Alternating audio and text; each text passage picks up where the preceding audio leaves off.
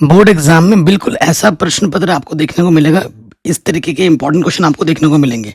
ठीक है, एक बार डिस्क्रिप्शन जरूर चेक कर लीजिएगा मेरे कहने पर।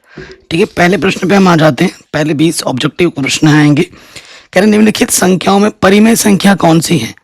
ठीक है, परिमेय संख्या क्या होती है। देखो ये 0.1 है, अंडर रूट से बाहर आएगा। तो इसको अगर मैं लिखना भी चाहूँ, ठीक है, अगर इसको मैं बाहर ऐसे लिखना चाहूँ, 10 में हटाएंगे 1 आ जाएगा, एक स्थान एक 0 बढ़ जाएगा।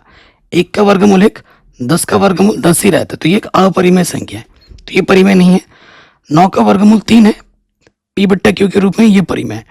अभाज्य संख्या के रूप में अंडर रूट है, ये परिमेय नहीं है। इसका दशमलव प्रसार अशांत है, अनावर्ती है, ये भी परिमेय नहीं है, ये सब अपरिमेय है। फिर कह रहा है रैखिक समीकरण युग्म का हल क्या होगा, तो फटाफट से हल कर लो। एक है x प्लस वाई बराबर 10, दूसरा है x माइनस वाई बराबर 4। जोड़ देंगे, प्लस का माइनस का y कटेगा और 10 और 4 क्या हो जाएगा 14, 2 सत्ते 14। x का मान क्या आ गया 7 आ गया, x का मान क्या आ गया बाबू 7। फिर x का मान यहाँ रख दो किसी भी एक समीकरण में। x प्लस वाई बराबर क्या है 10 है, x की जगह पे रख दो 7, 7 प्लस वाई, तो क्या हो जाएगा प्लस का 10 इधर, प्लस का 7 इधर के, माइनस का 7 हो जाएगा, कितना आ जाएगा 3। x का मान 7 होगा और y का मान कितना होगा 3 होगा, तो ये हमें हमारा क्या मिल जाएगा उत्तर। अब आते हैं अगले प्रश्न में। कह रहे हैं ये जो बिंदु है इसकी y अक्ष से दूरी क्या है। ये x होता है, ये y होता है। y अक्ष से दूरी बोला है, यानी कि आंसर x वाला होगा। कितना होगा 5 होगा। ऑप्शन नंबर सी हमारा बिल्कुल सही हो जाएगा। नेक्स्ट प्रश्न पे आ जाते हैं। एक समद्विबाहु समकोण त्रिभुज की भुजा इतनी है, तो इसकी कर्ण की लंबाई क्या होगी। समद्विबाहु समकोण त्रिभुज है, देखो समद्विबाहु समकोण त्रिभुज है यह है, तो सम कर्ण की लंबाई क्या होगी। यहाँ पर कर्ण होता है 90 अंश के सामने वाली भुजा, ये क्या है कर्ण है, कर्ण हमें निकालना है। तो जो ये 5 अंडर रूट 2 होगा, ये भी 5 अंडर रूट 2 होगा, क्योंकि दोनों भुजाएं क्या है समान है।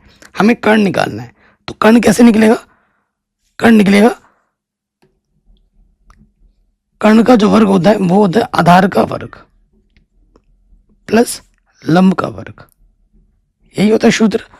तो यहां से 5 का वर्ग करोगे 5 बचे 25, अंडर रूट 2 का वर्ग 2, सेम चीज यहां पे भी आ जाएगी। तो 25 दूनी 50, 25 दूनी 50, ये आ जाएगा 100।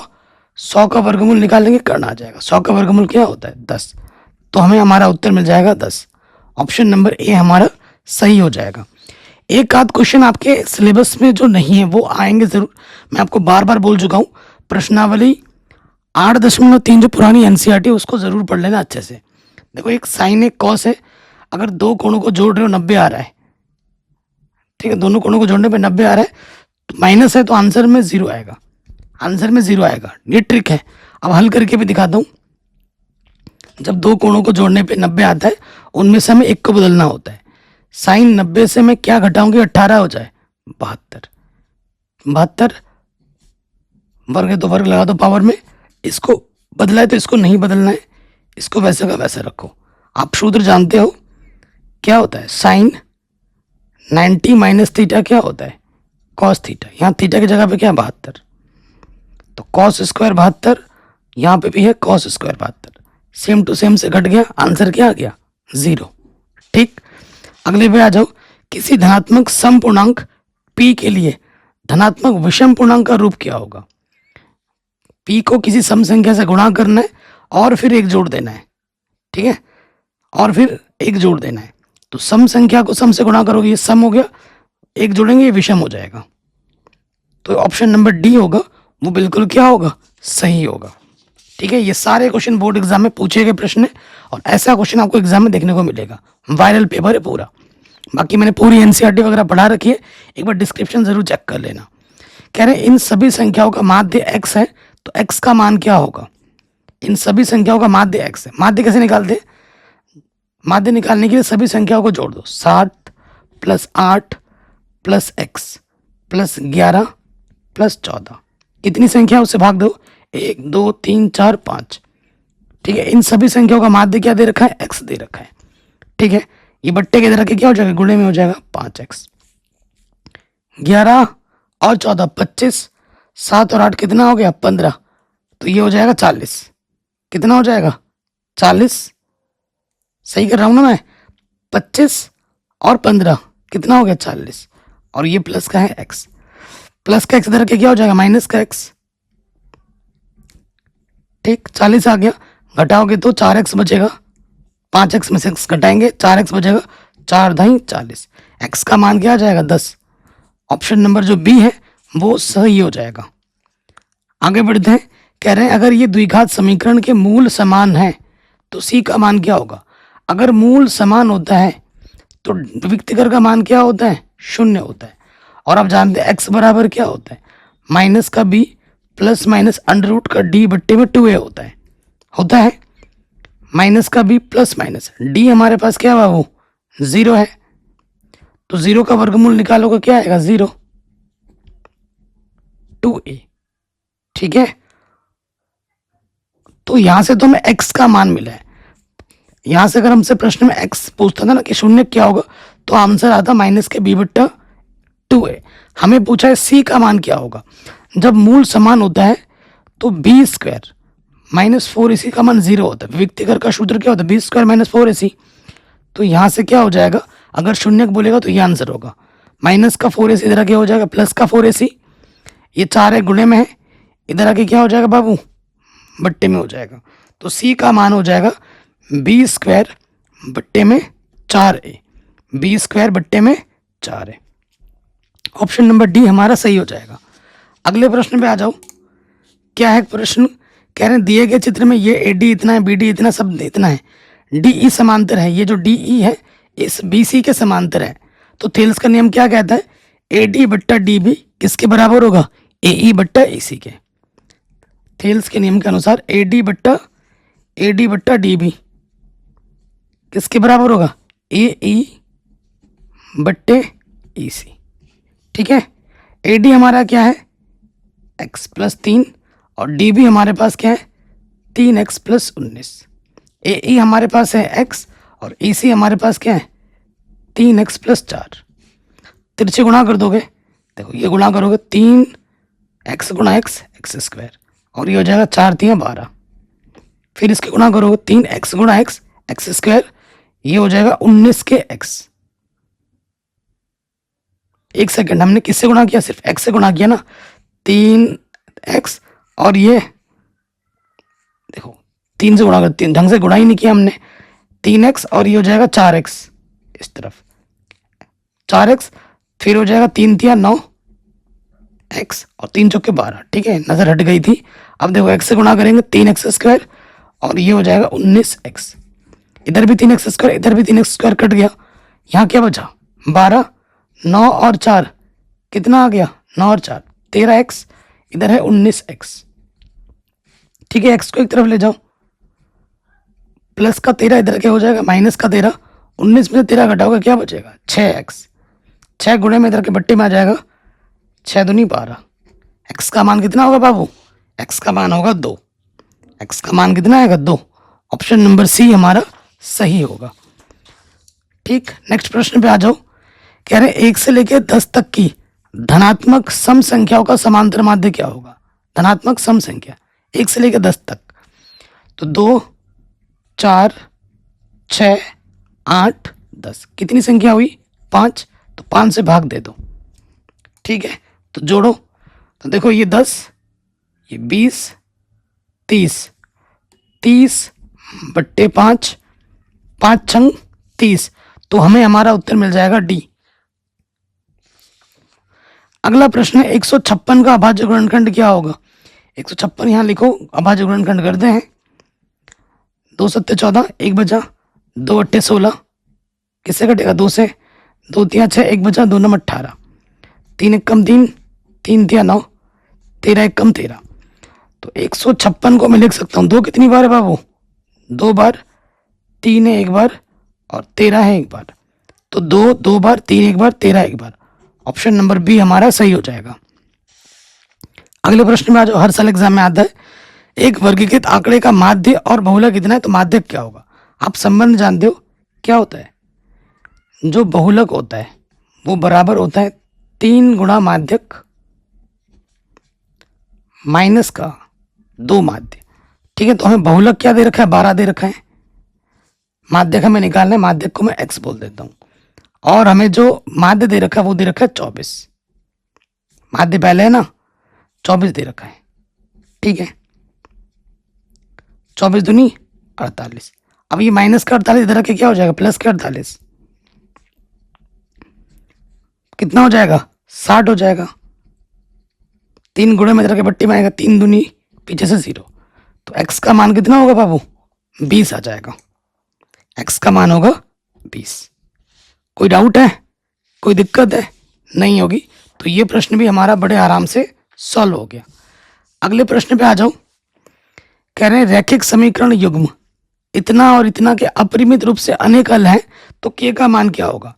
अपरिमित रूप से जब अनेक हल होते हैं तो a1 बट्टा a2 b1 बट्टा b2 बराबर होता है c1 बट्टा c2 के, है ना। तीनों अनुपात बराबर होते हैं। तो a1 क्या होता है, पहले वाले x का गुणज। a2 क्या होता है, दूसरे वाले x का गुणज। b1 होता है पहले वाले y का गुणज। b2 होता है दूसरे वाले y का गुणज। c1 है प्लस का 5 इधर आके क्या होगा, माइनस का 5, और प्लस का 10 इधर आके माइनस का 10 होगा। स्टार्टिंग के 2 पद ले लो, 2 1 कम 2 2 3 4, तो 1 बट्टा 2 बराबर है 3 बट्टा के।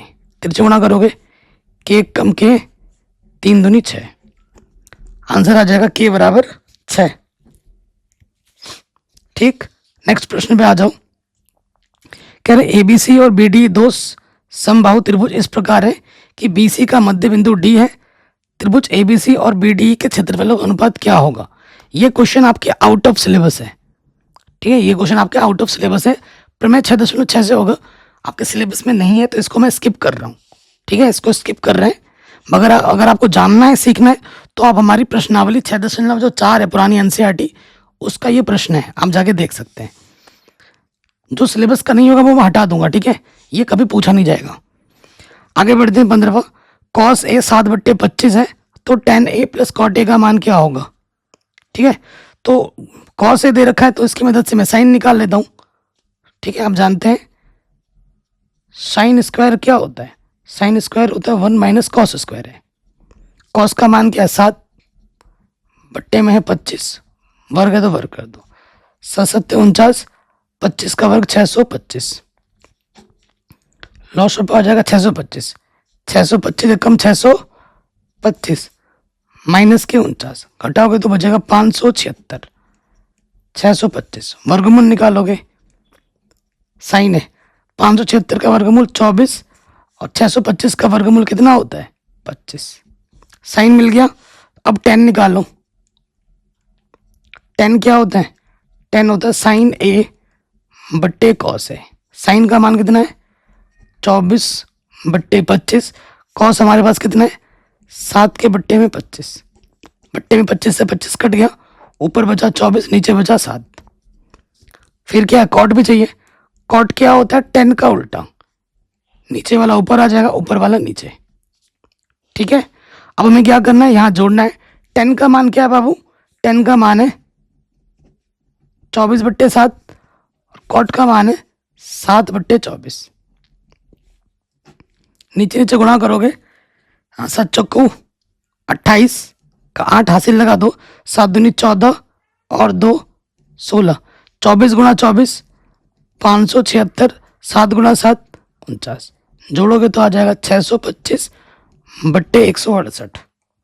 ठीक है, तो जो ऑप्शन नंबर हमारा सही होगा वो होगा ऑप्शन नंबर डी। ठीक, नेक्स्ट प्रश्न पे आ जाते हैं। यदि दो वृत्तों की त्रिज्या इतनी और इतनी है तो इनके क्षेत्रफलों का योग के बराबर क्षेत्रफल वाले त्रिज्या की वृत्त की त्रिज्या क्या होगी। हमारे पास दो त्रिभुज हैं, सॉरी दो वृत्त हैं, ये एक वृत्त है और ये छोटू वृत्त है। इनके क्षेत्रफलों को योग के बराबर एक बड़ा वाला वृत्त है, तो उसकी त्रिज्या क्या होगी, मान लेते हैं r होगी। इसकी r1 है और इसकी मान लेते हैं r2। ठीक, r1 हमें दे रखा है 4, r2 दे रखा है 3। इनके क्षेत्रफलों का योग के बराबर इसका क्षेत्रफल का योग है, तो क्या हो जाएगा, पहले वाले का क्षेत्रफल पाई r1 स्क्वायर, दूसरे वाले का हो जाएगा पाई r2 स्क्वायर और इसका हो जाएगा पाई r स्क्वायर। पाई ले लो उभयनिष्ठ, बचेगा अंदर r1 स्क्वायर r2 का स्क्वायर। पाई से पाई कटा, r1 का मान कितना है 4, रख दो। R2 का मान कितना है 3, रख दो। तो 4 का वर्ग 16, 3 3 9, तो ये हो जाएगा 25। 25 का वर्गमूल कितना होता है 5, तो हमें हमारा उत्तर मिलेगा 5। ऑप्शन नंबर जो पहला वाला है वो बिल्कुल सही होगा। ठीक, आगे बढ़ते हैं। कह रहे हैं द्विघात समीकरण के मूल कौन से होंगे। मूल क्या होता है, जो समीकरण को संतुष्ट करता है। या तो हल कर लो या ऑप्शन से देख लो आंसर कौन सा सही होगा। तो 5 रख के देखो, 5 शायद संतुष्ट कर दे। 25, 5 थे 15, ठीक है 5 कर देगा संतुष्ट। x की जगह पे 5 रख के देखता हूँ, देखो पहले 5 रखते हैं। तो 5, 3 गुणा 5, जहाँ जहाँ x था वहाँ 5 रख दिया। अब इसको हल करते हैं तो 5 बचे 25, 5 थे 15 माइनस का 10, तो 25 में से 25 घटाओगे 0 आ गया। बायां वाला हल किया, दाएं पक्ष के बराबर आ गया। 5 तो संतुष्ट कर, अब 2 भी कर रहा है क्या, 2 दूनी 4, नहीं करेगा, 2 तो नहीं करेगा, -2 कर देगा। x की जगह पे -2 के रखते हैं, -2 करेगा। 2 दूनी 4, माइनस का वर्ग प्लस, नेगेटिव नेगेटिव पॉजिटिव, हाँ -2 कर रहा है, 0 के बराबर आ गया।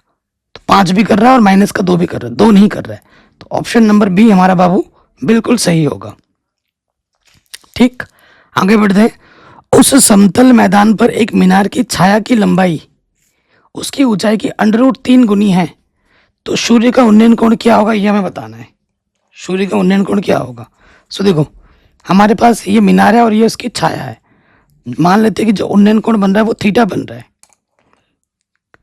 देखो एक मीनार की छाया की लंबाई उसकी ऊंचाई की √3 गुनी है।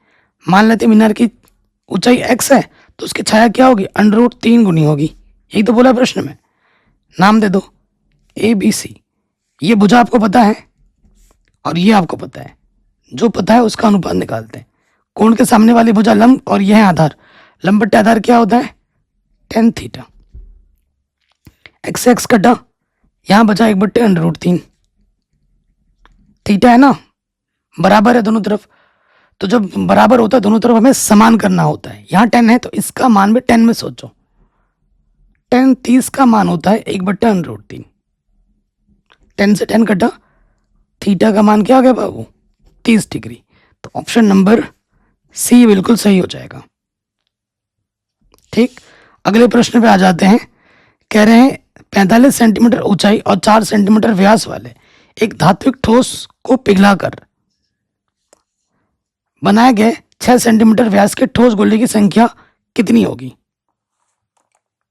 बेलन को पिघलाकर एक गोला बनाया जा रहा है, ठीक है, धात्विक ठोस गोला बनाया जा रहा है। कितना गोला बन सकेगा, इसको डिटेल में करके दिखाता हूं। देखो हमारे पास क्या है बाबू, एक बेलन है।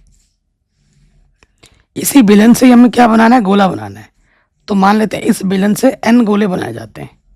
कितने गोले बनाए जाते हैं, n गोले बनाए जाते हैं।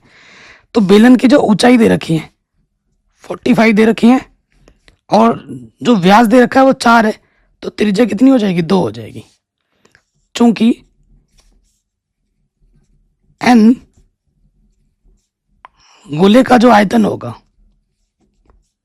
वो किसके बराबर होगा, अरे यार बेलन है, शंकु लिख रहा हूं, बेलन के आयतन के बराबर होगा, क्योंकि इसी से ये बनाया जा रहा है तो आयतन तो समान रहेगा। तो गोले का आयतन का सूत्र क्या होता है, 4/3 πr³। और इसकी त्रिज्या में मान लेता हूँ बड़ा वाला r है, और r हमें क्या दे रखा है, 6 सेंटीमीटर बोला है, तो त्रिज्या क्या हो जाएगी, 3 हो जाएगी। व्यास की आधी त्रिज्या होती है। तो बेलन का आयतन क्या होता है, बेलन का आयतन होता है πr, ये वाला r है ना, πr²h। ठीक है, तो देखो इधर भी पाई है इधर भी पाई, कट गया। अब हम मान रखते हैं पाई कटा 4 है, बट्टे में 3। r का मान हमारे पास कितना है, 3 है कैपिटल, 3 × 3 × 3। और r हमारे पास कितना है, 2 है, 2 × 2, h हमारे पास है 45। तो देखो 3 से 3 कटा, तो 2 × 2 × 45। अब यहाँ पर जो भी गुणे में इधर के क्या हो जाएगा, बट्टे में हो जाएगा, 3 3 9, 2 दूनी 4, 9 पंजे 45। तो कितने गोले बनाए जा सकते हैं? 5 गोले बनाए जा सकते हैं। ऑप्शन नंबर बी हमारा सही हो जाएगा। अगले वाले प्रश्न पे आ जाते हैं। एक समबाहु त्रिभुज इस प्रकार है कि हमारे पास एक समबाहु त्रिभुज है।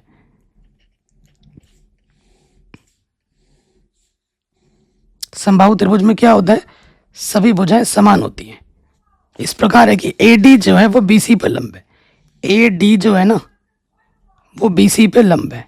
ठीक है, तो AD स्क्वायर किसके बराबर होगा? AD स्क्वायर किसके बराबर होगा ये हमें बताना है। ठीक, तो मैं मान लेता हूं कि अगर ये भुजा देखो भाई, ये A है, ये A है, तो यहां से लेकर यहां तक क्या होगा? A/2 होता है। यहां से लंब डालने पे इसको आधा आधा बांट देते हैं। तो ADC हमारे पास वैसे क्या है? तीनों भुजा समान है। AB BC CA किसके बराबर है? A के बराबर है। त्रिभुज ADC में पाइथागोरस प्रमेय से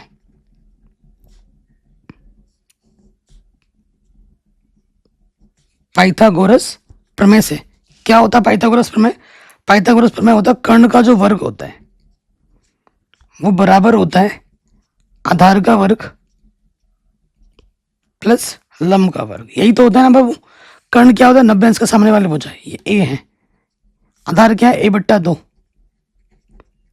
और लंब क्या है मेरे पास? AD का वर्ग। और हमें चाहिए क्या? AD का वर्ग किसके बराबर होगा ये बताना है।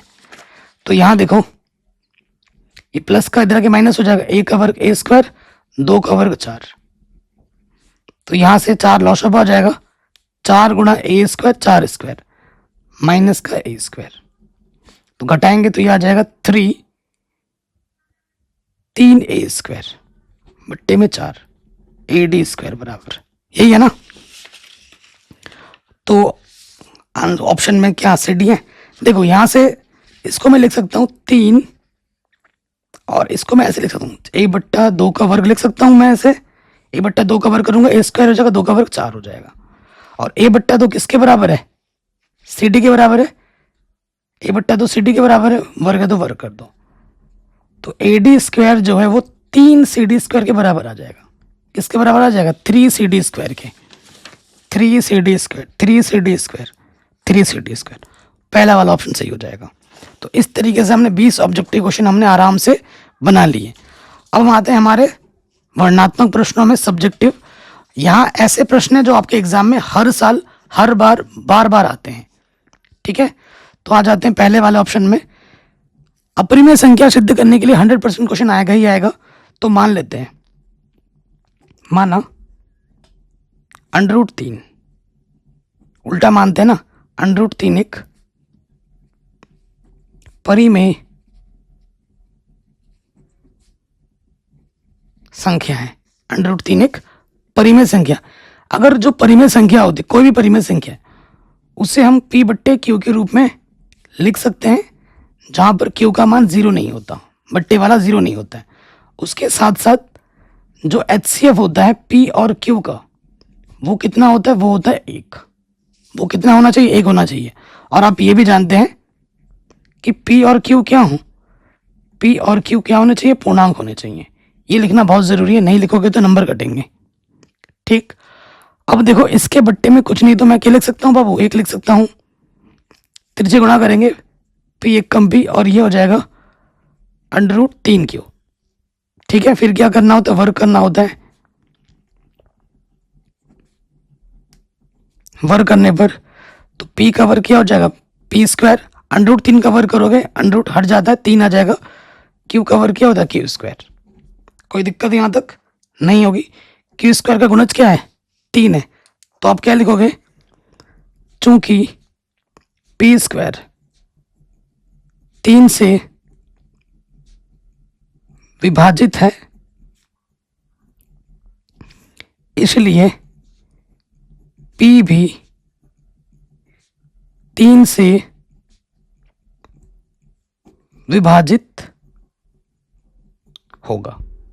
अगर कोई किसी का वर्ग उस संख्या से कटता है ना, तो उसका वर्गमूल भी उसी संख्या से कटता है। अब आपको क्या करना है? मानना है। पुनः माना यहां क्या है? P, यहां क्या है? 3R। ठीक है, दोबारा से आपको क्या करना है, वर्ग करना है। वर्ग करने पर, ठीक है, दोबारा से वर्ग करोगे तो क्या हो जाएगा, पी स्क्वायर, 3 का वर्ग हो जाएगा 9, आर का वर्ग हो जाएगा आर स्क्वायर। अब आपको क्या करना है बाबू, पी स्क्वायर एक बार आ चुका है तो पी स्क्वायर का मान रख देना है यहाँ पर। पी स्क्वायर का मान रखने पर रख दो, पी स्क्वायर की जगह पे क्या रख सकता हूँ, 3 क्यू स्क्वायर रख सकता हूँ। अब ये 3 गुणे में इधर के बट्टे में आ जाएगा, 3 3 9 हो जाएगा। तो हमें क्या मिलेगा, क्यू स्क्वायर बराबर 3r स्क्वायर, ये मिलेगा ना। और यहाँ देखो आर स्क्वायर का गुणज क्या है, 3 है। आर स्क्वायर का गुणज क्या है, 3 है। तो यहाँ लिखेंगे चूंकि क्यू स्क्वायर 3 से विभाजित है, इसलिए क्यू भी 3 से विभाजित होगा। अगर किसी का वर्ग 3 से कट रहा है तो वो भी उससे कटेगा, है ना, उसका वर्गमूल भी। अब आप देखो P भी 3 से कट रहा है, Q भी 3 से कट रहा है, तो आप क्या लिखोगे, चूंकि P व Q दोनों 3 से विभाजित हैं, दोनों 3 से कट रहे हैं आपके आंखों के सामने, इसलिए जो HCF होगा P और Q का वो कितना होगा बाबू, 3 होगा, जो कि 1 के बराबर तो बिल्कुल भी नहीं है क्या, बिल्कुल भी नहीं है, ठीक है, 1 के बराबर बिल्कुल भी नहीं है। लेकिन अगर ये परिमेय संख्या हमने माना है तो इसका HCF कितना आना चाहिए था, 1 आना चाहिए। ये कितना आ रहा है, 3 आ रहा है, यानी कि हमारी अवधारणा क्या गलत है। अतः हमारी अवधारणा गलत है, हमारी अवधारणा क्या है बाबू, गलत है। इसलिए √3 एक अपरिमेय संख्या होगी, ठीक है। ये हमें हमारा उत्तर बड़े आराम से मिल जाएगा, और ये क्वेश्चन हर साल आपके एग्जाम में आता है। उसके बाद ये जो क्वेश्चन देख रहे हैं ये भी हर साल एग्जाम में आता है, ठीक है। चलिए अगले प्रश्न पे आ जाते हैं, बी नंबर पे। तो यहां लिखेंगे दिया है, ठीक है, हमें दे रखा है 10a + b बराबर 1 और 10a - b बराबर इतना, ये कंडीशन दे रखा है। a और b का मान हमें ज्ञात करना है। बराबर है, जब बराबर होता है तो ट्रिग्नोमेट्रिक फंक्शन दोनों तरफ समान करने होते हैं, ठीक है। इधर क्या है बाबू, इधर है 10a + b, इधर 10 है तो इसका मान भी 10 में सोचो, 10 45 का मान होता है 1, 10 से 10 कटा, a + b हमारे पास कितना आ गया, 45। ये हमें मिल गया हमारा पहला समीकरण। उसके बाद हमें क्या दे रखा है, जगह बचाने के लिए यही कर रहा हूं, आप एग्जाम में इसके नीचे करोगे, ठीक है। पुनः हमें क्या दे रखा है, 10a - b, क्या दे रखा है, 1/√3। इधर 10 है, इधर बराबर है, बराबर होने पर ट्रिग्नोमेट्रिक मान समान करने होते हैं। इसका मान भी 10 में सोचेंगे तो 10 30 हो जाएगा, 10 से 10 कटा तो a - b कितना आ जाएगा, 30 डिग्री। a - b कितना आ जाएगा, 30 डिग्री, ठीक। अब हमें क्या करना है, समीकरण 1 और 2 को हल कर लेना है। तो यहां लिखेंगे समीकरण 1 व 2 से, समीकरण 1 तथा 2 से। तो यहां हो जाएगा a + b, यह 45, और दूसरा हमारे पास है a - b बराबर 30। हल कर लो, जोड़ेंगे a और ये हो जाएगा 2a, ठीक। और 45 और 30 कितना हो जाएगा, 75, 75। तो a का मान आ जाएगा 75/2, यानी कि 2 3 6, 1 बचा, 2 7 14, 2 5 10। तो a का मान आ जाएगा 37.5 डिग्री,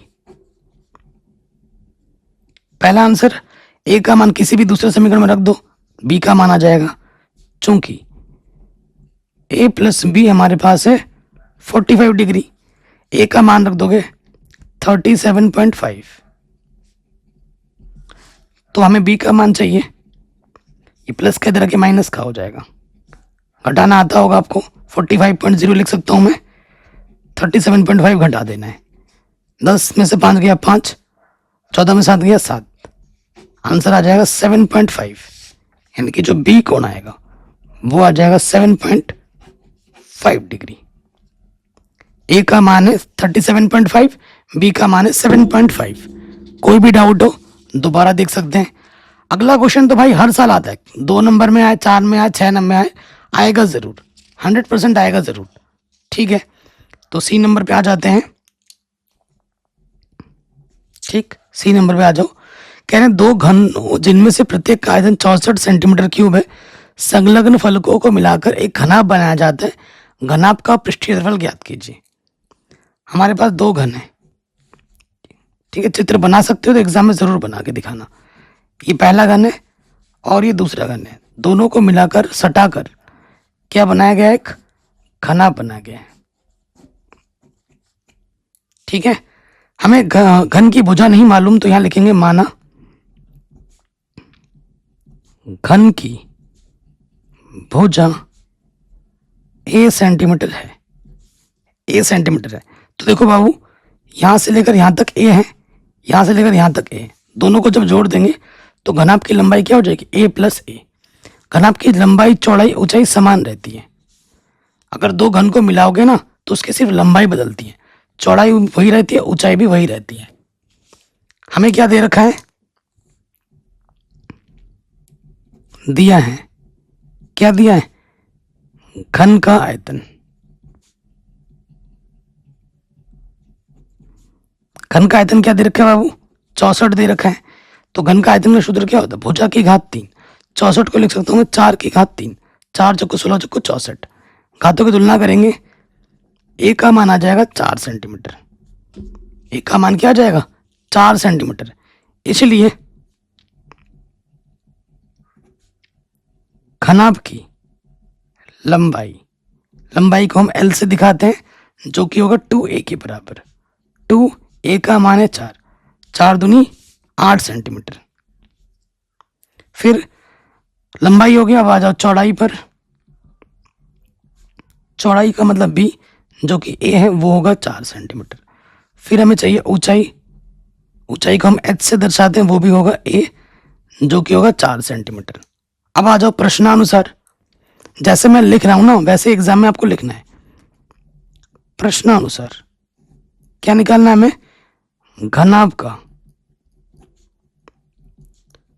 पृष्ठीय क्षेत्रफल। पृष्ठीय बोला, वक्र नहीं बोला, ये ध्यान रखना। इसका सूत्र क्या होता है, 2LB plus BH plus HL, ये सूत्र होता है। मान रख देंगे 2, लंबाई का मान है 8, चौड़ाई का मान है 4, ऊंचाई का मान है 4, लंबाई का मान है 8। 4 अड्डे 32, 4 अड्डे 32, 4 चौको 16, 32 32 64, 64 और 16 कितना होता है 80, 80 दूनी 160 सेंटीमीटर स्क्वायर। ये हमें हमारा क्या मिल जाएगा बाबू, आंसर। ये क्वेश्चन बहुत इंपॉर्टेंट है और आपके एग्जाम में हर साल आता है, हर साल आता है और बार बार आता है। अगले प्रश्न पे आ जाओ। माध्यिका, कभी माध्यिका 2 नंबर में तो कभी 4 नंबर में आता है, आता जरूर है, बहुत इंपॉर्टेंट क्वेश्चन है। क्वेश्चन पे आ जाते हैं। अब हमारे पास क्या है, माध्यिका जो निकालनी है उस पे आ जाते हैं। तो माध्यिका निकालने के सबसे पहले वर्ग अंतराल चेक करो, 10 पे खत्म हो रहा है, 10 से स्टार्ट हो रहा है, सही है। तो डी ऑप्शन है, ठीक है। वेरी वेरी इंपॉर्टेंट क्वेश्चन, मैं बार बार बोल रहा हूँ। तो यहाँ से देखो, यहाँ पे आ जाएगी आपकी वर्ग अंतराल, फिर आ जाएगा बारंबारता और फिर चाहिए होगा संचयी बारंबारता। ठीक, प्रश्न में ना कहीं पे भी डाउट हो आप एक बार दोबारा जरूर देखें। तो यहाँ हम लिख देंगे वर्ग अंतराल, यहाँ बारंबारता को हम f से दर्शाते हैं और संचयी बारंबारता को CF से। वर्ग अंतराल हमें दे रखा है 0 से 10, 10 से 20, 20 से 30, 30 से 40, 40 से 50 और फिर हमको दे रखा है 50 से 60। फिर यहाँ पर है आपका कुल। ठीक, वो चीज़ अब बारंबारता पे आ जाओ। ये दे रखा है 7, 12, 18, 15, 10 और फिर हमारे पास है 3। ठीक है, फिर देखिए हल करना है ना। तो पहला वाला वैसे का वैसे 7 का 7, नीचे वाला जोड़ते हैं 7 और 12 कितना हो जाएगा 19, 19 में 18 जोड़ेंगे 9 और 8 कितना हो जाएगा 17, हासिल लगा 1, 2 और 1 3 हो जाएगा। 7 और 5, अरे यार 7 और 5 12, हासिल लगा 1, 3 और 1 4 और 1 5। 52 और 10 कितना हो जाएगा 62, 62 और 3 कितना हो जाएगा 65।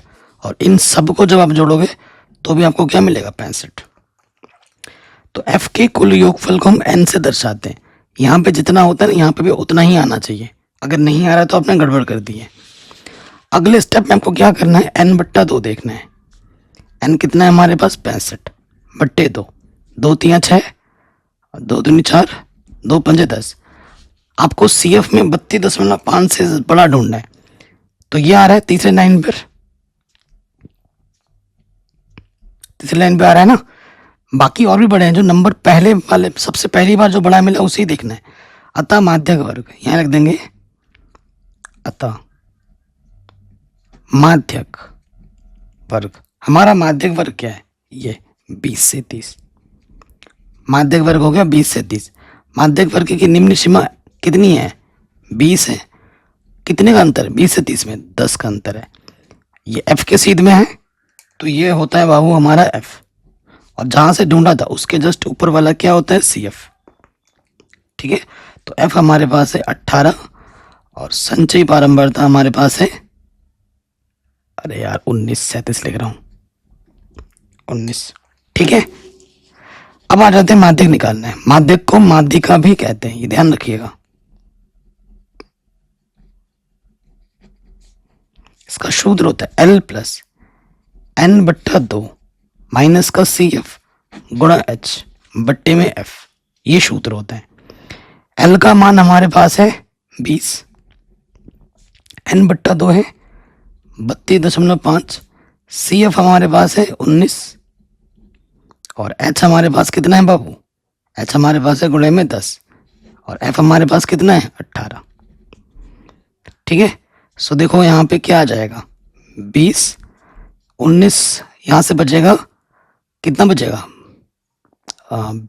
12 और 1 13.5, कितना बचेगा 13.5 है ना। गुणे में क्या है 10 है, बट्टे में है 18, 2 5 10, 2 9 18। ठीक है, 2 9 18। अब गुणा कर दोगे 5 से 5 बचे 25, हासिल लगा 2, 5 थे 15 और 2 17, हासिल लगा 1, 5 कम 5 और 1 6 हो जाएगा 0.1 स्थान के बाद, बट्टे में है 9। अब 9 से भाग दे दोगे किसमें 67.5 में। ठीक है, 9 7 63। ठीक है, घटा दोगे तो कितना बचेगा 4, ये नीचे आ जाएगा 5। ठीक है, 9 5 45। कुछ तो गड़बड़ तो नहीं कर रहे हम। 9 7 63, 4 बचा आ गया 9 5 45। कटेगा क्या 3 से, हाँ कट जाएगा 3 से, पूरा पूरा चला गया। तो आंसर आ जाएगा 20 था प्लस में 7.5, तो 20 में 7.5 जोड़ेंगे तो आंसर आ जाएगा 27.5, 27.5। ये हमें हमारा उत्तर मिल जाएगा। हर साल एग्जाम में आता है। अगले प्रश्न पे आ जाओ, जो हर साल एग्जाम में आता है। वो क्या है कि बिंदु इतने इतने को मिलाने वाले रेखाखंड को x अक्ष द्वारा विभाजित करने वाले बिंदु का निर्देशांक ज्ञात कीजिए। ठीक है, 2 नंबर में दे रखा है हमारे पास एक रेखाखंड है। ठीक है, तो ये बिंदु A हमें दे रखा है कितना 1, -5 और B हमें दे रखा है -4, 5। इसको एक बिंदु P जो कि x अक्ष पर है एक्स अक्ष के लिए वाई निर्देशांक क्या होता है, 0 होता है। तो ये जो बिंदु है ये हमें ज्ञात करना है, ये बिंदु हमें क्या करना है, ज्ञात करना है।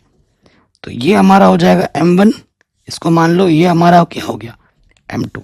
जब तक ये m1 और m2 पता ना हो जाए तब तक ये आप x का मान नहीं निकाल सकते हैं। इसे आप x1 बोल लो, इसे y1, ये x2, यह y, ये x की जगह पर है, ये y की जगह पर। तो हमें लेना होगा विभाजन सूत्र से, विभाजन सूत्र से। विभाजन सूत्र क्या होता है भाई मेरे, अगर आपको m1 m2 निकालना है अनुपात तो आपके आंकिक मान वाला लेना पड़ेगा। y हमें है आंकिक मान 0, तो y का सूत्र क्या होता है, m1 y2 plus m2 y1 बट्टे में है m1 प्लस m2। ठीक है, y हमारे पास है 0, m1 की जगह पर m1, y2 की जगह पे 5, m2 की जगह पर m2, y1 की जगह पे माइनस के 5 बट्टे में है m1 प्लस m2। 0 के बट्टे कुछ नहीं देख, तिरछे गुणा करोगे, किसी भी संख्या को 0 से गुणा करते हैं 0 और किसी भी संख्या को 1 से गुणा करते हैं वही आ जाता है। 5m1 प्लस गुणा माइनस माइनस 5m2, माइनस के 5m2 इधर आके क्या हो जाएगा, प्लस के 5m2, इधर पहले से ही 5m1 है, ये 5 गुणे में इधर के बट्टे में आ जाएगा और ये गुणे वाला इधर के बट्टे में, 5 कम 5, 5 कम 5। ठीक, तो बट्टे का मतलब ही क्या होता है, अनुपात। तो 1:1 आ गया, यानी कि m1 हमारे पास कितना है, 1 है, और m2 भी 1 है। हमें क्या निकालना है, x निकालना है। तो x वाले पे आ जाओ, चूंकि x बराबर सूत्र होता है m1 x2 plus m2 x1 बट्टे में m1 प्लस m2। m1 हमारे पास 1 है, x2 हमारे पास माइनस के 4, यहाँ से मान देख के रख रहे हैं। m2 हमारे पास 1 है, x1 हमारे पास क्या है, वो भी 1 है, m1 प्लस m2। तो माइनस के 4 कम 4, 1 कम 1 बट्टे में 2, तो x का मान आ जाएगा माइनस के 3/2। अतः जो P बिंदु होगा वो हमने x, 0 माना था, x अक्ष के लिए y निर्देशांक 0 होता है, x हमें मिला माइनस के 3/2 और y निर्देशांक 0। ये हमें हमारा उत्तर आराम से मिल गया। कोई भी डाउट हो दोबारा देख सकते हैं। अगले प्रश्न पे हम आ जाते हैं। कह रहे हैं ए के निर्देशांक ज्ञात कीजिए जहां ए बी एक वृत्त का व्यास है जिसका केंद्र इतना है और बी निर्देशांक इतना है। बहुत ही शानदार क्वेश्चन है और इजी सा प्रश्न है। एफ नंबर पे आ जाओ। हमारे पास एक वृत्त है, शानदार वृत्त बना दिया हमने। ये वृत्त का व्यास है और ये वृत्त का केंद्र है। ए है ये बी है, ठीक है। ए के निर्देशांक ज्ञात करना है। मान लेते हैं कि निर्देशांक x1, y1 है।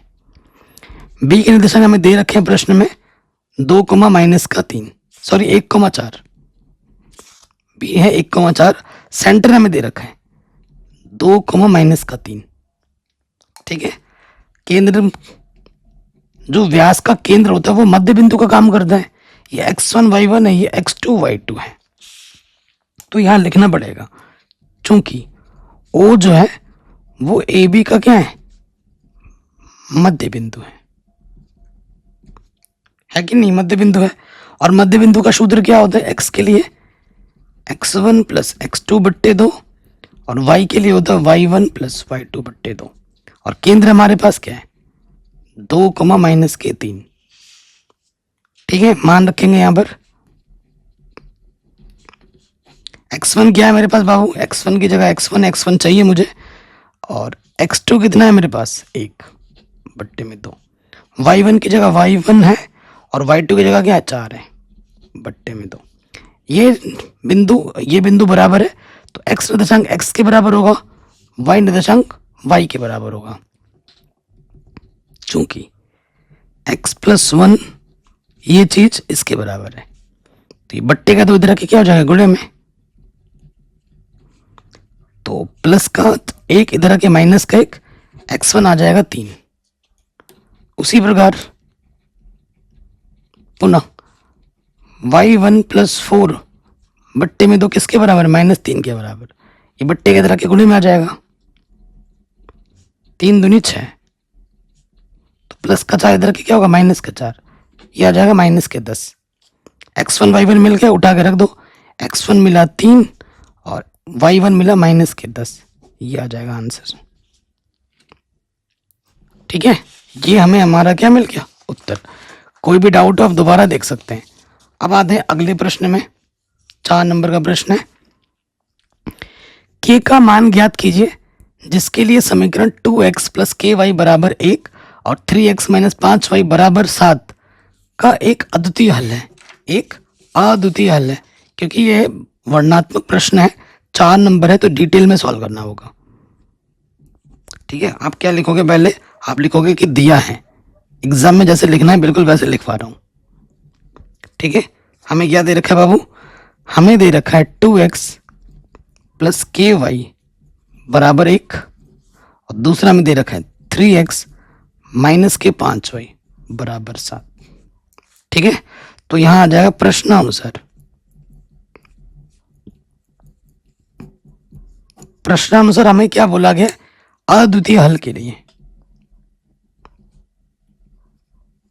अद्वितीय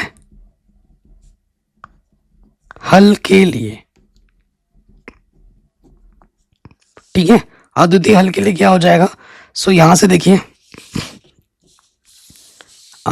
कंडीशन क्या होती है, a1 बट्टा a2 बराबर नहीं होता है b1 बट्टा b2 के। a1 क्या है x का गुणज 2, a2 क्या है दूसरे वाले x का गुणज 3, b1 क्या है y का गुणज k, b2 क्या है दूसरे वाले y का गुणज। तिरछी गुणा कर दोगे, अच्छा ये इधर ले जाओ, 5 दूनी 10 माइनस का बट्टे में 3, तो k का मान क्या नहीं होना चाहिए, माइनस के 10 बट्टा 3 नहीं होना चाहिए, ये आंसर हो जाए। इतना सा तुच्छ सा क्वेश्चन 4 नंबर में आ रखा है, तो कभी कभी बोर्ड वाले बड़ा वाला छोटा में, छोटा वाला बड़े में कर देते हैं। अगले प्रश्न में आ जाओ, ऐसा एक क्वेश्चन समीकरण दिया होगा, आपको प्रतिस्थापन विधि से या फिर विलोपन विधि से हल करने के लिए बोलेगा। कितने नंबर में, 4 नंबर में। ठीक है, तो बी नंबर में आ जाओ, दिया है क्या दे रखा है समीकरण, वो हम लिख लेंगे। ये हमें दे रखा है 2x प्लस का 3y माइनस का 46 हम इधर ले लेंगे, प्लस का 46 हो जाएगा। ठीक है, इसको हम विलोपन विधि या प्रतिस्थापन विधि जो आपको सही लगे उससे कर सकते हो। अगला जो हमें दे रखा है वो दे रखा है 3x प्लस का 5y माइनस का 74 इधर के क्या हो जाएगा प्लस का 74। हम लगाते हैं सबसे आसान विधि विलोपन, x को विलुप्त करते हैं। यहाँ 3 है, इस वाले में 3 से गुणा करेंगे, यहाँ 2 है, इस वाले में 2 से गुणा करेंगे। ठीक है, और यहां लिख देंगे समीकरण 1 व 2 से, ये हम यहां लिख देंगे।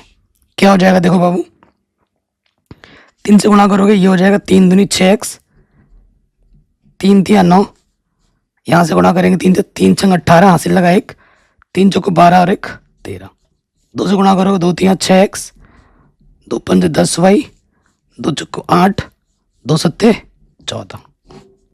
समान चिन्ह होने पे क्या करते हैं बाबू, घटाते हैं। घटाने पे क्या होता है, चिन्ह बदलता है, प्लस का माइनस, प्लस का माइनस, प्लस का माइनस। ठीक है, अब क्या होगा, प्लस माइनस कटा, 9 में से 10y घटाएंगे, माइनस का 1y बचेगा और यहाँ से माइनस का 10 बचेगा, माइनस से माइनस कैंसिल, y का मान आ गया 10। पहला उत्तर, y का मान किसी भी एक समीकरण में रख दो, x का मान आ जाएगा। चूंकि 2x प्लस 3y 46 के बराबर है। ठीक है, अब हम y का मान रखेंगे, y का मान है 10, 46 है यहां पर। अब देखो 3 दाई 30, अब प्लस का 30 इधर के क्या हो जाएगा माइनस का 30, घटा दो, यहां से आ जाएगा कितना 6 16 और ये 2 गुणे में इधर के पट्टी में आ जाएगा, 2 8 16, तो x का मान क्या आ जाएगा बाबू 8, x का मान 8 होगा और y का मान 10 होगा। ये प्रश्न हमारा बड़े आराम से सॉल्व हो गया। आगे बढ़ते हैं, cos थीटा का मान दे रखा है और इसका मान हमें ज्ञात करना है। इसको एक इससे मिलता जुलता क्वेश्चन ऑब्जेक्टिव में किया था हमने, अब ये क्वेश्चन आ गया। देखो इसको हम कैसे करेंगे, इसको मैं दूसरी तरीके से करूंगा। कैसे, देखो दिया है हमें क्या दे रखा है, cos थीटा दे रखा है, 4/5। तो आपको एक ट्रिक पता होगी, इसको भी उसी तरीके से कर सकते हैं, लेकिन मैं जानबूझ के दूसरा बता रहा हूँ। लाला आम लाया, कच्चा कच्चा आम। ट्रिक क्या होती है, यहाँ पे हम साइन लिखते हैं कॉस, और यहाँ पे 10, नीचे से कॉसिक, सेक, कॉट। कॉस दे रखा है तो यहाँ पे हो जाएगा ये, ए का मतलब आधार, के का मतलब कर्ण, एल का मतलब लंब। तो ऊपर वाला आधार हो गया, ये आधार दे रखा है, और ये हमें दे रखा है कर्ण। तो जो हमें डाटा दिख रहा है उस डाटा के अनुरूप एक चित्र बना लो, समकोण त्रिभुज बना लो, क्योंकि सारे नियम कानून तो इसी त्रिभुज में ही लगते हैं। ठीक, तो हमारा जो आधार है, ये आधार होता है 4 है, लिख भी देता हूँ आधार। और कर्ण मेरे पास क्या है, 90 अंश के सामने वाले भुजा कर्ण, कर्ण हमारे पास है 5। तो हमें क्या नहीं पता, लंब नहीं पता है ना। तो हम जानते हैं, चूंकि पाइथागोरस प्रमेय से कर्ण का जो वर्ग होता है वो होता है आधार का वर्ग प्लस लंब का वर्ग। कर्ण मेरे पास है 5 वर्ग, आधार मेरे पास है 4 वर्ग, लंब मुझे पता ही नहीं है। 5 बचे 25, 4 जको 16। संख्या को एक तरफ लिखोगे, प्लस का 16 इधर के माइनस का 16, घटा दोगे तो क्या आ जाएगा 9। हमें लंब निकालना है तो 9 का वर्गमूल आ जाएगा, कितना 3। तो लंब हमारा कितना होगा 3। जब तक लंब नहीं मालूम होता तब तक हम आगे की चीज नहीं कर सकते थे। अब आ जाओ प्रश्न में, क्या क्या चाहिए, साइन कॉस टेन, तो अलग से निकाल लो। चूंकि sine theta cos theta tan theta ये चाहिए, अलग से निकाल लेते हैं। देखो साइन क्या होता है, लंब बटे कर्ण। लंब कितना है 3, कर्ण है 5। ठीक है, कॉस थीटा तो दे ही रखा था 4/5। ठीक है, और टेन क्या होता है, लंब बटे कर्ण। लंब है 3, लाला आम लाया कच्चा कच्चा आम, यार कर्ण क्यों लिख दे रहा हूं, लाला आम लाया कच्चा कच्चा आम। लंब बट्टे आधार, आधार कितना है 4। ठीक है, अब आ जाओ प्रश्नानुसार।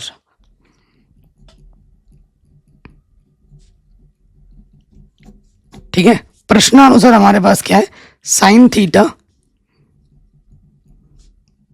गुणे कॉस थीटा प्लस में क्या है टेन स्क्वायर थीटा।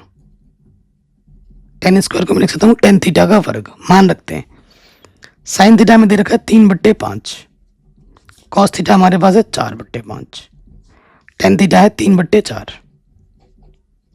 हल करो, 4 तिया 12, 5 बजे 25, 3 तिया 9, 4 का वर्ग 16। लॉसअप आ जाएगा 25 गुणे 16, नीचे नीचे गुणा कर देंगे, यहाँ हो जाएगा 12 गुणे 16 और ये हो जाएगा 25 गुणे 9। तो देखो 12 छंग 72, हासिल लगा 7, 12 कम 12 और 7 19, 25 नंबर 225। नीचे गुणा करोगे 16 पंजे 80, ठीक है ना, हासिल लगा 8, 16 दूनी 32, 32 और 8 40, 400 हो गया। ऊपर जोड़ो 5 और 2 7, 2 और 9 11, हासिल लगा 1, 2 और 1 3 4, 417/400। ये हमें हमारा उत्तर आराम से मिल जाएगा। कोई डाउट है, दिक्कत है, नहीं होगी। अगले प्रश्न पे आ जाते हैं, 4 नंबर में हर साल आता है, वेरी वेरी इंपॉर्टेंट है। निम्नलिखित बारंबारता सारणी में f का मान ज्ञात कीजिए। ये जो f का मान आप देख रहे हैं ना, इसका मान हमें निकालना है। विद्यार्थियों को प्राप्तांकों का जो माध्य वो 25 दे रखा है। ठीक है, माध्य में क्या दे रखा है 25 दे रखा है। ठीक है, तो देखो यहाँ पर क्या है, सो हमें माध्य दे रखा है, तो माध्य के लिए हमें सारणी बनानी पड़ेगी। यहाँ पे आ जाएगा वर्ग अंतराल, यहाँ पे आ जाएगा बारंबारता, फिर हमें वर्ग चिन्ह चाहिए होगा और फिर हमें fx भी चाहिए होगा। इस टाइप के प्रश्नों में जो विधि लगाते हैं वो लगाते हैं प्रत्यक्ष विधि। कौन सी विधि लगाते हैं, प्रत्यक्ष विधि। ठीक, तो हमारे पास क्या दे रखा है, वर्ग अंतराल, बारंबारता, वर्ग चिन्ह निकालनी है और फिर fx हमें निकालना है। बारंबारता दे रखा है 0 से 10, फिर है 10 से 20, 20 से 30, 30 से 40 और 40 से 50। ठीक है, एफ हमें दे रखा है 12 नंबर दे रखा है 6, एफ 6 10 5। फिर क्या करना है, एक्स निकालने के लिए इसको दोनों को जोड़ते हैं, आधा करते हैं, 10 आ जाएगा, 10 का आधा कितना होता है बाबू 5। सब में 10 का अंतर, 10 जोड़ दो, ये हो जाएगा 15, 10 ये हो जाएगा 25, 10 जोड़ो 35 और ये हो जाएगा 45। आपको सीधा सीधा गुणा करना है, 6 पंजे 30, ये हो जाएगा 15 एफ, 25 छंग 150, ठीक है, 35 ढाई 350 और 5 बचे 25 हासिल लगा 2, 5 को 20 और 2 22। ठीक है, अब माध्य का जो सूत्र होता है, माध्य का जो सूत्र होता है वो होता है एफ एक्स का कुल योगफल बट्टे एफ का कुल योगफल। ठीक है, अब यहाँ देखो ये संख्या है और ये संख्या है, संख्या संख्या जुड़ती है, तो संख्या जोड़ोगे तो यहाँ से आ जाएगा 0 और 5 5। ठीक है, अब यहाँ से देखो 5 और 5 10, 12 12 और 3 12 और 3 हो जाएगा 15, हासिल लगा 1, 2 3 5 और 1 6, हासिल 1 था 7। ठीक है ना, 755 हो जाएगा और ये प्लस का क्या आ जाएगा 15 एफ। एफ में आ जाओ, 6 और 6 12, 12 और 15 कितना हो जाएगा 27 और प्लस का ये क्या है एफ है। ठीक, प्रश्न में हमको दिया ही है माध्य कितना दे रखा है 25 दे रखा है, तो यहाँ लिखेंगे दिया है, क्या दे रखा है माध्य कितना 25, तो माध्य की जगह पे हम रख देंगे 25। यह है 755 15 एफ और इधर है 27 प्लस एफ। इसके बट्टे में कुछ नहीं, एक तिरछी गुणा कर दोगे तो यहां से गुणा करो पहले, 25 सत्ते 25 सत्ते कितना होता है 25 सत्ते 175, 175 का 5 हासिल लगा 17, 25 दूनी 50, तो ये हो जाएगा 7 और 6 67। ठीक है ना, ये हो जाएगा और 25 से कम 25, इधर क्या है 755 15 एफ, तो प्लस का 15 इधर क्या हो जाएगा माइनस का 15 और ये प्लस का इधर के माइनस का। ठीक है, घटा दो तो यहां से बचेगा 10 एफ। तो देखो यहां से घटाएंगे तो कितना बचेगा 55 इधर से बचा और उधर से 25। ठीक है, तो ये आ जाएगा 80, 10 अट्ठे एफ का मान क्या आ जाएगा 8। आंसर। कोई भी डाउट हो आप दोबारा देख सकते हैं। अगले प्रश्न पे आ जाओ, वेरी वेरी इंपॉर्टेंट है और आसान सा प्रश्न है। कह निम्नलिखित बारंबारता सारणी से बहुलक ज्ञात कीजिए। बहुलक आपके एग्जाम में पक्का आता है, हर साल आता है, हर बार आता है। तो देखो सबसे पहले देखना है 20 पे खत्म हो रहा है 20 से स्टार्ट हो रहा है। ठीक है, तो सबसे बड़ी बारंबारता देखना, ये बारंबारता का कॉलम है, ये कॉपी में लिखना पड़ेगा पूरा टेबल। ठीक है, तो सबसे बड़ी बारंबारता क्या है हमारे पास 12 है, तो ये F1 होता है, इसके बाद वाला F2 और इससे पहले वाला F0 और F1 के ऊपर वाले को हम क्या कहते हैं बहुलक वर्ग। तो जो हमारा बहुलक वर्ग है वो कितना है बाबू, वो 60 से 80। तो बहुलक वर्ग की निम्न सीमा क्या है 60। कितने कितने का अंतर है सब में 20 का अंतर है। ठीक है, बहुलक का सूत्र क्या होता है, बहुलक का सूत्र होता है L plus F1 minus F0 गुणा H बट्टे में 2F1 माइनस F0 माइनस के F2। मान रखोगे हल करोगे आंसर आ जाएगा। L का मान है 60, F1 का मान है 12, F0 का मान है 10, H का मान है 20, 2F1 12 दूनी 24 माइनस का F0 माइनस का F2। ठीक है, 60 यहाँ से बचेगा 2, 20 दूनी 40 हो जाएगा। 24 में 16 घटाएंगे 8 बचेगा, 8 पंजे 40, तो 60 में 5 जोड़ोगे तो कितना आ जाएगा 65। अब हम आते हैं नेक्स्ट प्रश्न में। देखो ये 6 नंबर वाले प्रश्न है। ये जो क्वेश्चन है ना ये आउट ऑफ सिलेबस क्वेश्चन है एक्चुअली, आपके नई एनसीईआरटी बुक में ये प्रश्न नहीं है, ये पहला वाला, लेकिन फिर भी ये बोर्ड एग्जाम में आ रखा है पिछले साल, तो हम भी करेंगे। ठीक है, इस साल भी एग्जाम में आ सकता है। दिया है बड़ा आसान प्रश्न, इसलिए करवा रहा हूं। दिया है, क्या दे रखा है हमको, हमें दे रखा है 3 है, 3 के बट्टे में x प्लस 2 के बट्टे में y बराबर में है 11। ठीक है, ये पहला समीकरण है। और जो दूसरा वाला हमको दे रखा है वो है 4 के बट्टे में x, ठीक है, 4 के बट्टे में x माइनस के 5 के बट्टे में y बराबर 7। ठीक, तो ये रैखिक समीकरण सही रूप में नहीं है, हमें बनाना है। इसके बट्टे में भी x है, इसके बट्टे में भी x है, इसके बट्टे में y है और इसके बट्टे में भी y है। तो हम क्या करेंगे, मान लेंगे। माना 1 के बट्टे x को मैं a मानूंगा और 1 के बट्टे y को मैं क्या मानूंगा, b मानूंगा। अतः समीकरण 1 से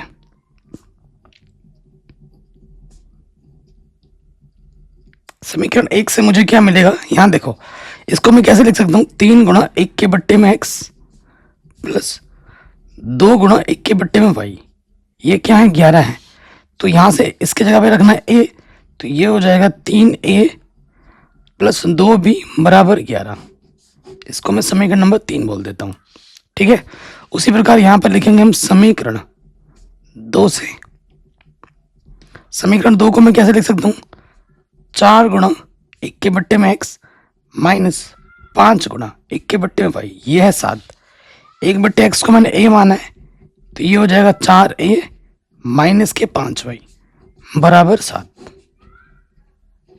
समीकरण 3 और 4 को हल करेंगे, हमें a का मान मिल जाएगा और b का मान मिल जाएगा। तो यहां लिख देंगे समीकरण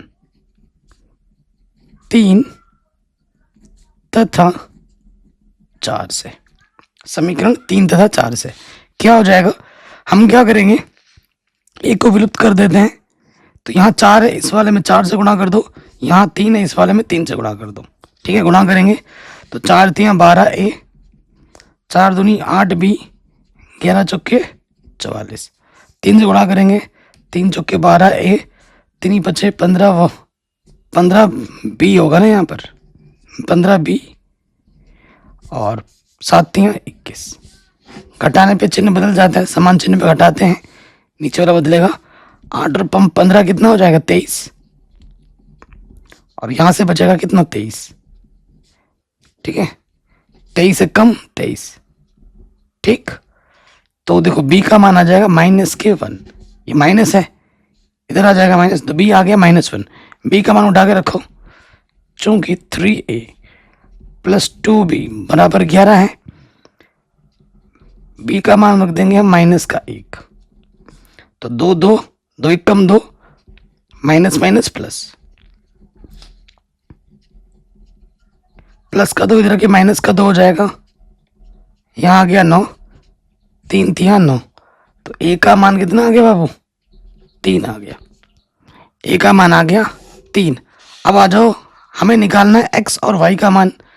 चूंकि 1 बट्टा x को आपने a माना था, ठीक है ना, और a का मान आया है 3, 3 के बट्टे में कुछ नहीं, देख पलट दो, x बराबर क्या हो जाएगा 1/3, पहला आंसर। और फिर 1 बट्टा y को आपने क्या माना था, b माना था। ठीक है, b का मान आया था -1, तिरछे गुणा कर दोगे। ठीक है, y 1 कम y 1 कम 1, तो y का मान आ जाएगा -1। ये क्वेश्चन है, आराम से सॉल्व हो गया, 6 नंबर में पिछले साल पूछा गया है। आगे बढ़ते हैं, अगले प्रश्न पे हम आ जाते हैं। क्या बोल रहे हैं कि एक भिन्न 1/3 हो जाती है जब उसके अंश में 1 जोड़ दिया जाता है, और वो 1/4 हो जाती है जब उसके हर में 1 घटाया जाता है। तो वो भिन्न क्या है, वो हमें, तो हम मान लेंगे, माना वह भिन्न, हम भिन्न को क्या मान लेंगे, x/y मान लेंगे। ठीक है, आप जानते हैं ऊपर वाले को हम क्या कहते हैं, अंश कहते हैं, और नीचे वाले को हम क्या कहते हैं, हर कहते हैं। अब आ जाइए प्रथम शर्त में, प्रथम शर्त अनुसार, प्रथम शर्त से क्या बोला है, एक भिन्न 1/3 हो जाती है जब उसके अंश में 1 जोड़ा जाता है। जो भिन्न है ना, अंश मतलब ऊपर में जैसे आप 1 जोड़ोगे तो 1/3 हो जाती है। ठीक है, तिरछे गुणा कर लो, तो ये हो जाएगा 3 गुणा एक्स, 3x, 3 एक कम 3, और ये हो जाएगा y एक कम y। x और y को एक तरफ लाते हैं, प्लस का y इधर क्या हो जाएगा माइनस का y, प्लस का 3 इधर हो जाएगा माइनस का 3। समीकरण नंबर 1। फिर आ जाइए द्वितीय शर्तानुसार, यहां लिखेंगे हम द्वितीय शर्त से। ठीक है, द्वितीय शर्त से क्या हो जाता है, वह 1/4 हो जाती है जब इसके हर से घटाया जाता है। हर मतलब नीचे वाले से। भिन्न आपके पास x/y है, जैसे ही नीचे वाले से 1 घटाते हो तो वो 1/4 हो जाती है, 1/4 हो जाती है। तो देखो तिरछे गुणा करेंगे, यह 4x और ये हो जाएगा y माइनस 1 कम y माइनस 1। x और y एक तरफ लाते हैं, प्लस का y इधर के माइनस का y। ठीक है, समीकरण नंबर 2। यहाँ देखो y का गुणज समान है, तो इन दोनों समीकरणों को आराम से हल कर लो। तो यहां लिख देंगे समीकरण 1 व 2 से। क्या है समीकरण 1? समीकरण 1 है आपका 3x माइनस 5 बराबर माइनस 3। अगला है आपका 4x माइनस 5 बराबर माइनस का 1। समान चिन्ह है, नेगेटिव नेगेटिव समान चिन्ह पे घटाते हैं, घटाने पे नीचे वाले का चिन्ह बदल जाता है। प्लस माइनस y घटा, 3 में से 4x घटाएंगे, 1x बचेगा माइनस का, और यहाँ से बचेगा माइनस के 2, है ना। माइनस से माइनस कटा, x का मान आ जाएगा 2। अब x का मान आप किसी भी एक समीकरण में उठा के रख दो, चूंकि 3x माइनस y बराबर है माइनस का 3, तो x का मान मिला है मुझे 2। माइनस का 3 इधर आ जाएगा प्लस का 3, और माइनस का y उधर आके हो जाएगा प्लस का y। 3 दूनी 6 और 3 9 हो जाएगा y का मान।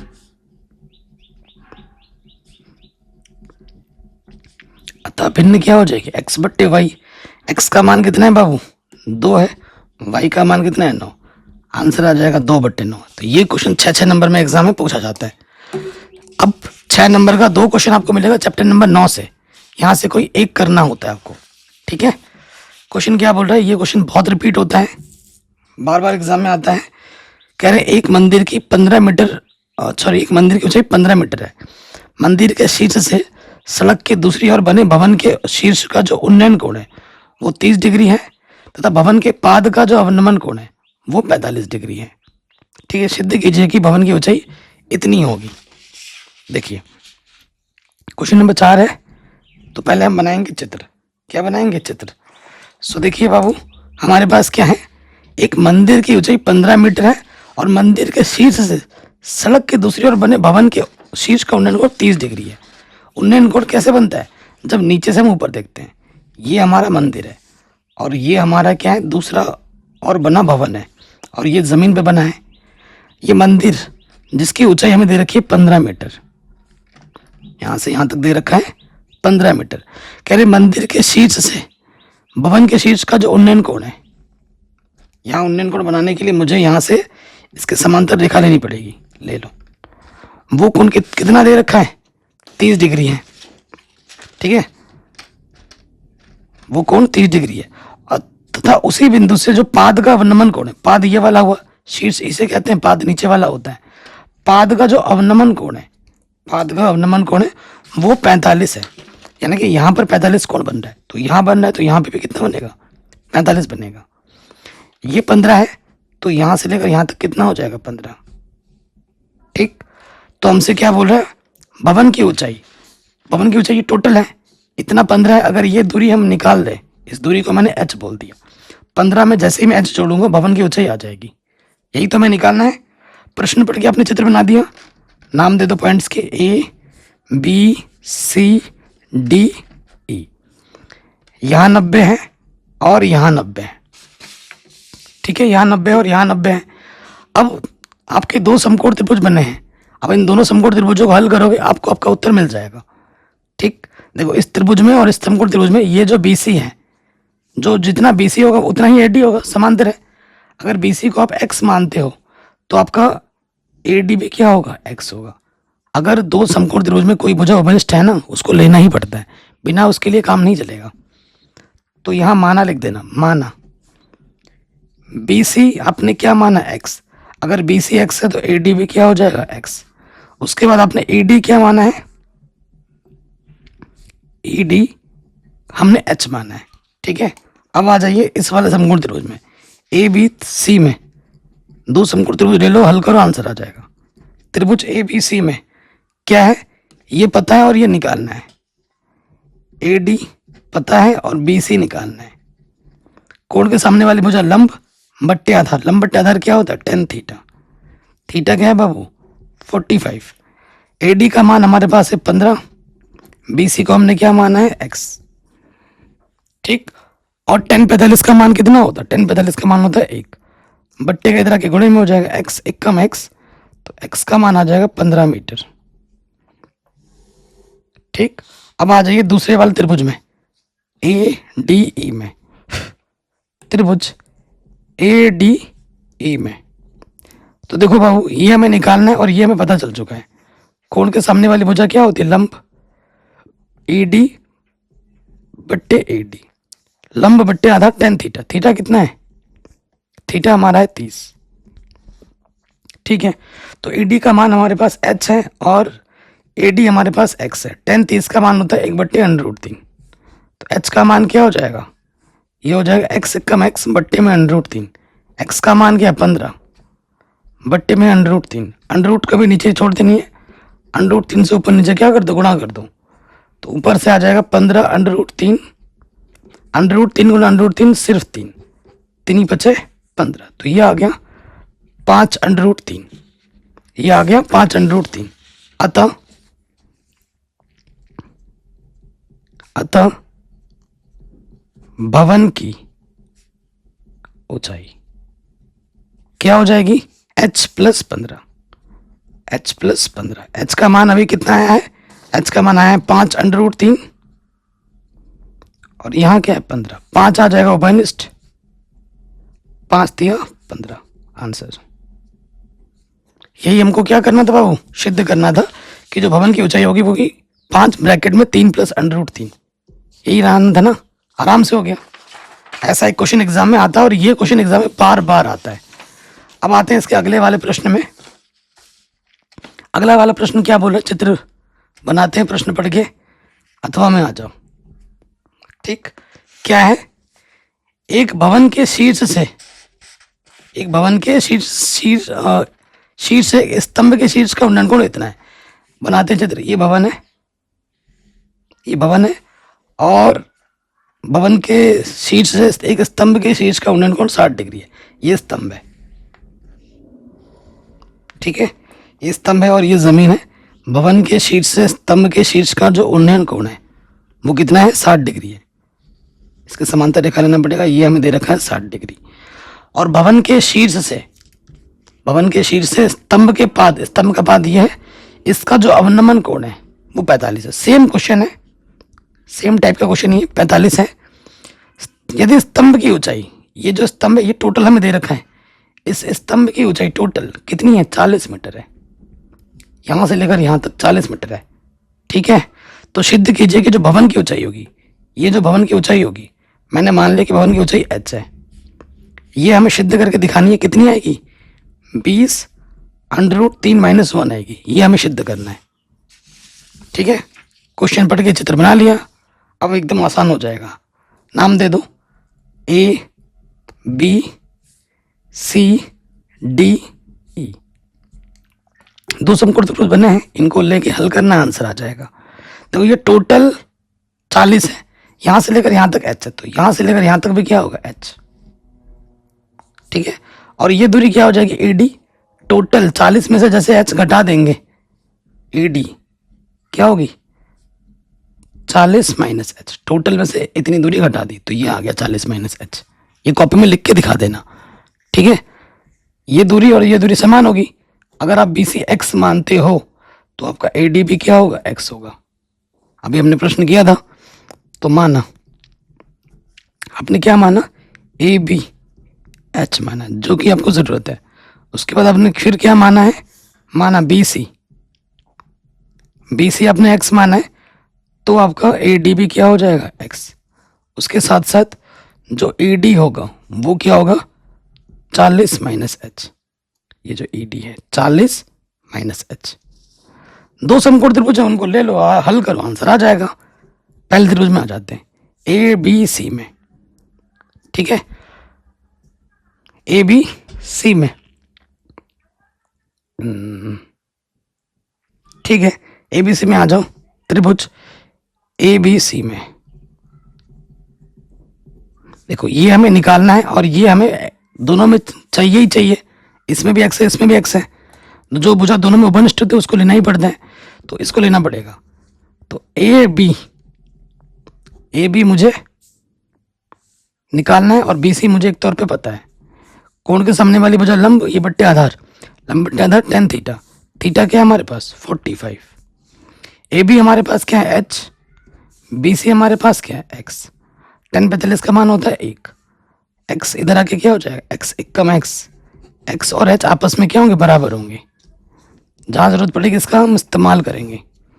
अब आ जाओ दूसरे वाले समकोण त्रिभुज में ए डी ई में,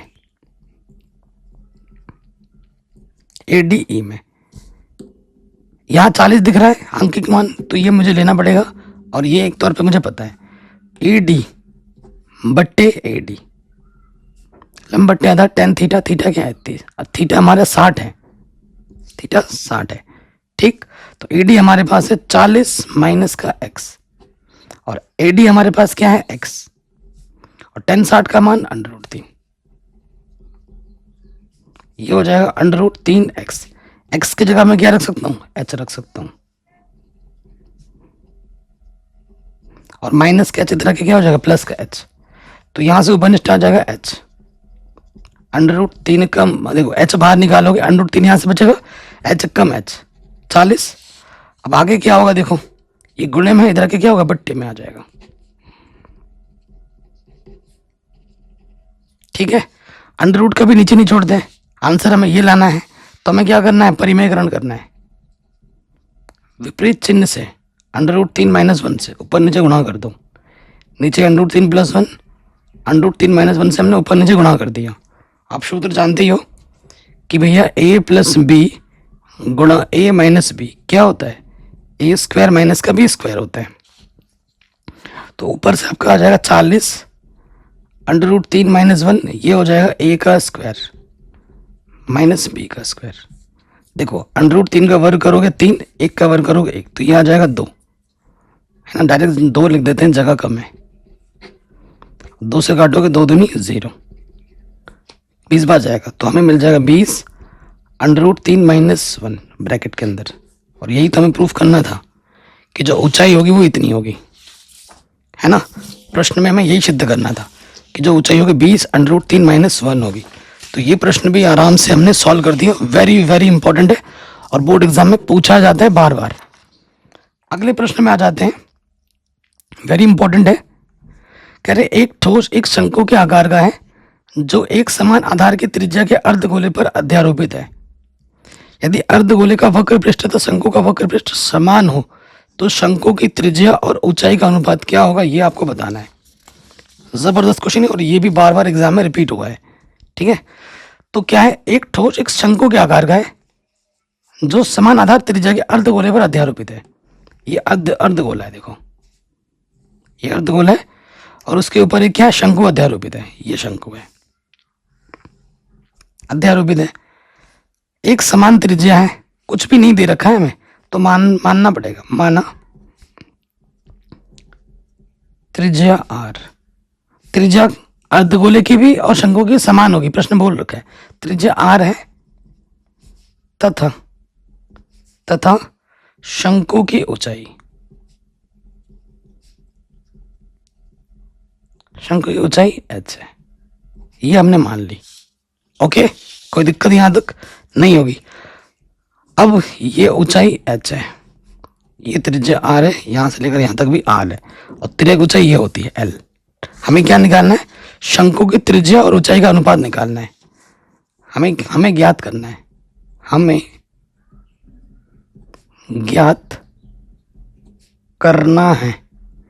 ज्ञात करना है शंकु की त्रिज्या और ऊंचाई का अनुपात, ये हमें ज्ञात करना है, ठीक है। अनुपात मतलब ये अनुपात का मतलब होता है बट्टा। ये चीज हमें ज्ञात करनी है, ठीक है। यदि अर्धगोले का, हमें क्या दिया रखा है, अर्धगोले का वक्रपृष्ठ शंकु के वक्रपृष्ठ समान हो। प्रश्न में क्या दे रखा है, दिया है, हमें दे रखा है अर्धगोले का वक्रपृष्ठ किसके समान है, शंकु के वक्रपृष्ठ के समान है। शंकु का वक्रपृष्ठीय क्षेत्रफल के समान दे रखा है।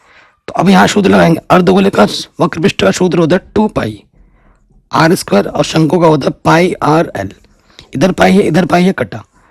इधर 2 आर है, इधर 1 आर है, इधर से 1 आर कम हो जाएगा, क्या बचा इधर सिर्फ 2 आर, इधर है एल।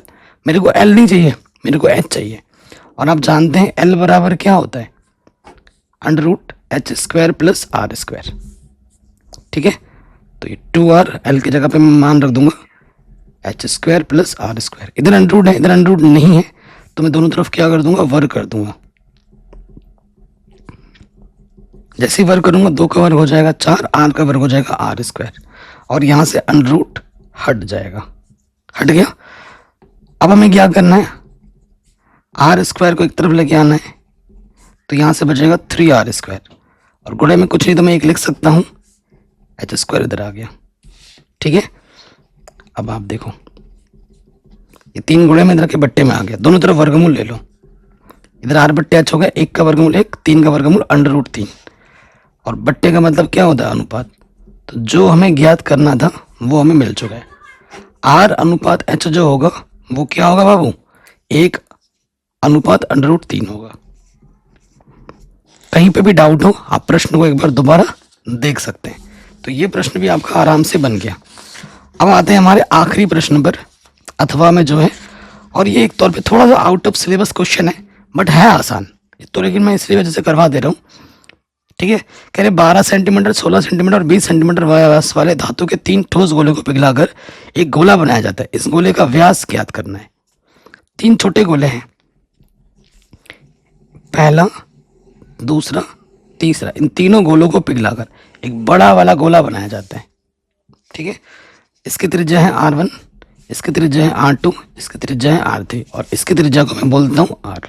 हमें इसका व्यास निकालना है बड़े वाले का। तो व्यास क्या होगा, त्रिज्या का दुगना। ये नहीं, R1 हमें दे रखा है 12, R2 दे रखा है हमें 16, और R3 हमको दे रखा है 20। कोई डाउट है यहाँ तक, कोई दिक्कत नहीं होगी। अब हमें क्या करना है, इसको हल करना है। देखो तीनों को पिघलाकर ये बना रहे हैं, इन तीनों का जो आयतन होगा वो इस वाले के आयतन के बराबर होगा। चूंकि तीनों छोटे गोले का आयतन किसके बराबर होगा, बड़े गोले का आयतन इसके बराबर होगा। 3 छोटे गोले, इसका सूत्र क्या होगा, 4/3 पाई R1 क्यूब, 4/3 पाई R2 क्यूब, 4/3 पाई R3 क्यूब, और ये हो जाएगा 4/3 पाई R क्यूब। दोनों तरफ से देखो, इधर से क्या उभयनिष्ठ है, 4/3 पाई उभयनिष्ठ है। अंदर बचेगा R1 का क्यूब, R2 का क्यूब, R3 का क्यूब, ठीक है ना। इससे ये कटा, दोनों तरफ 4/3 पाई कटा। R1 का मान है 12, 12 को 3 बार गुणा करना है, 16 को 3 बार गुणा करना है, और 20 को भी 3 बार गुणा करना है, और इधर है R क्यूब। तो 12 को 3 बार जब गुणा करोगे, 12 गुणा 12 कितना होता है 144, और उसको फिर से जब 12 से गुणा करोगे तो ये आ जाएगा 1728, ठीक है। फिर 16 गुणा 16 कितना होता है, 16 गुणा 16 होता है 256, उसको फिर से 16 से जब गुणा करोगे तो ये आ जाएगा 4096, ठीक है। फिर 20 को कितनी बार गुणा करना है, 2 3 4 3 8, पीछे से 3 0, 1 2 3, ठीक है। 20 गुणा 20 करो 8000 आता है। अब जोड़ के देखो, इकाई यहाँ पर क्या है, 1728 प्लस ये, और इसमें हमें जोड़ देना 8000, तो ये आ जाएगा 13824। 13,824, ये आर आ गया। आर क्यूब आ गया, तो आर निकालने के लिए इसका क्यूब रूट निकालना पड़ेगा, 13,824। ठीक है, गुणनखंड कर लो। सही किया ना, गुणनखंड करो। 2 छंग 12, 1 बजा 2 नम 18, 2 1 कम 2, 2 दूनी 4, फिर 2 से काटो, 2 3 6, 2 चौको 8, 1 बजा 2 5 10, 2 छंग 12, फिर 2 1 कम 2, 2 7 14, 2 दूनी 4, 2 8 16, फिर काटो, 2 नम 18 हो जाता, 2 8 16, 2 छंग 12, 2 चौको 8, फिर काटेगा 2 से, 2 चौको 8, 2 3 2 दूनी 4, 2 1 कम 2, 2 छंग 12, फिर 2 1 कम 2, 0 2 8 16, 2 5 10, 2 चौको 8। ठीक है, 2 से काटेंगे, 2 दूनी 4, 1 बजा 2 7 14, 3 नम 27, 3 3 9, 3 1 कम 3 3 है ना, 3 3 का जोड़ा लेना है, एक जोड़ा, ये दूसरा, ये तीसरा, ये तो आर जो होगा 2 का एक जोड़ा, दूसरा जोड़ा, तीसरा जोड़ा, और यहाँ से 3, 2 दूनी 4। ठीक है, और यहाँ से 4 दूनी 8, 8 3 24, तो आर का मान आ जाएगा 24 सेंटीमीटर। ये हमें हमारा उत्तर मिल जाएगा, और ये पूरा पेपर मैंने सॉल्व कर दिया है। ठीक है, तो बिल्कुल इस तरीके का पेपर आपको देखने को मिलेगा। बाकी सारे क्वेश्चन मैंने पढ़ा रखे हैं, पूरी एनसीईआरटी करा रखी है, एक बार डिस्क्रिप्शन में लिंक मिलेगी, प्लीज़ वगैरह आप चेक कर लेना। प्लीज़ इस वीडियो को शेयर करना अगर आप ऐसे वीडियो डेली चाहते हो रेगुलर बेस पे।